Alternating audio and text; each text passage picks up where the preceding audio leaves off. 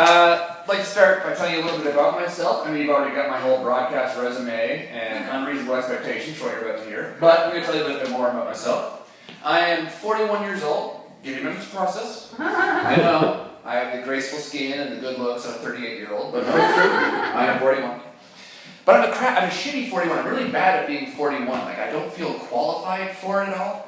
Like, for example, when my parents were my age, they owned their house for 21 years. I've had 21 years worth of cats. If you're doing the math, that is 1.5 cats. I don't even have a driver's license. Like, I am just woefully ill-prepared for life as an adult.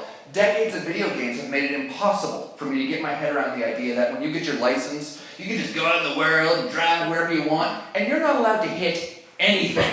Like, at all. Even if you bounce off, no, you're not allowed. So I'm not, 14-year-old brain and a 41-year-old body, as sexy as it is.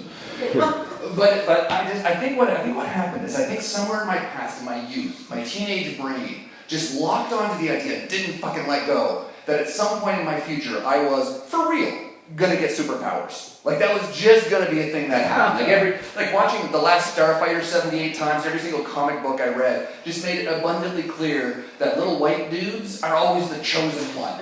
So something was gonna happen. I was gonna get a magic ring, I was gonna pull a fucking sword out of a stone, turn out I had a Jedi somewhere in my family tree, and bam, superpowers. Life was gonna be nothing but like alien invasions and spontaneous ninjas all the rest of my days. So that's what I prepared for.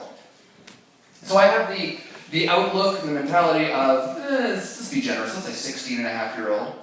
So I like a lot of, childlike things. I don't like the word childish, it's very judgy. I like a lot of childlike things, like cartoons. Love cartoons, new, old. I will watch an animated commercial, I do not care. Steady, chief. That was funny. Alright, I will watch the shit out of some cartoons, like the one that's happening right here, starring Batman. But it doesn't matter. Like, I'll watch old cartoons, new cartoons. I don't care. I'll love like sitting down and watching like an old cartoon, like Yogi Bear or something. Like, I still have that child soul. But when you're 41, there is some part of maturity that leaks into your brain. So when I watch like Yogi Bear, all I can think of is like, well, that's bullshit. He would get his ass shot by a wildlife control officer the moment he stepped onto a human campground to grab a picnic basket. What are you talking about? There's no, hi there, how are you doing? There's no way he would be allowed to live walking next to families and children. He would be shot, mounted, stuffed, and left as a warning for other bears. While we're on the subject of cartoons, can I ask you guys real quick, are we 100% positive that the Scooby Gang is not homeless? They spend a lot of time in that van.